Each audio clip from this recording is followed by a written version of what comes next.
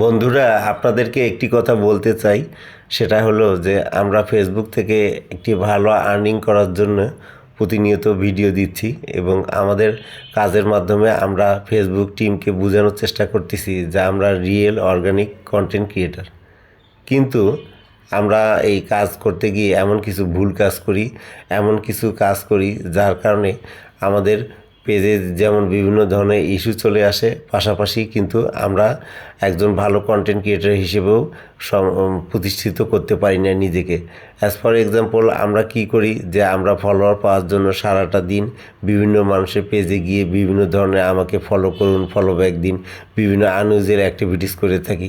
পাশাপাশি আবার অনেক সময় আমরা এত বেশি অন্যের পেজে গিয়ে লাইক কমেন্ট করতে থাকি যে অনেক সময় আমরা আনইউজুয়াল অ্যাক্টিভিটিস কাজ করে থাকি।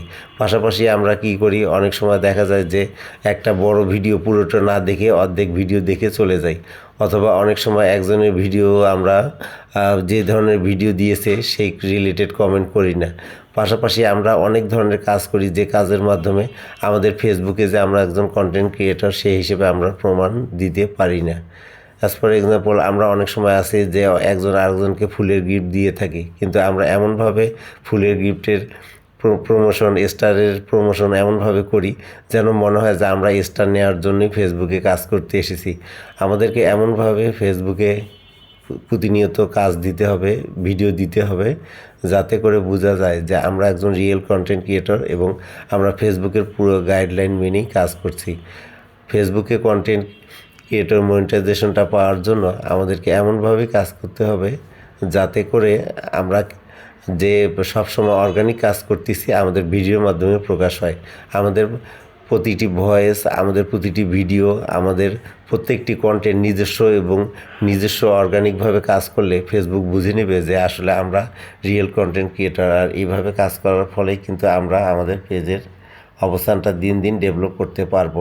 আমাদের অন্যের পেজে গিয়ে যখন আমরা সুন্দর মতো লাইক কমেন্ট করব, এভাবে কিন্তু ফেসবুক বুঝে নেবে যে এই রিয়েল কন্টেন্ট ক্রিয়েটর। যেহেতু আমরা সব কিছু নিজের দিচ্ছি, নিজের ভয়েস দিচ্ছি, আমরা নিজের ছবি দিচ্ছি আর নিজের ভিডিও দিচ্ছি, আমরা কিন্তু আমাদের পেজের অবস্থানটাকে দিন দিন সুন্দর করতে পারবো এবং আমাদের ভিডিও যখন সুন্দর দেখবে মানুষ কিন্তু আমাদের পেজে এসে জয়েন করবে এবং আমাদের রিচ এনগেজমেন্টটা ঠিক থাকবে। একটি পেজ অবস্থান হওয়ার জন্য বেশ কিছুদিন সময় দিতে হয় এবং সেই সময়টা কিন্তু কোয়ালিটি টাইম হয়। কারণ কি, আপনারা একটি ভিডিও কিন্তু রিচ করার জন্য সময় প্রয়োজন।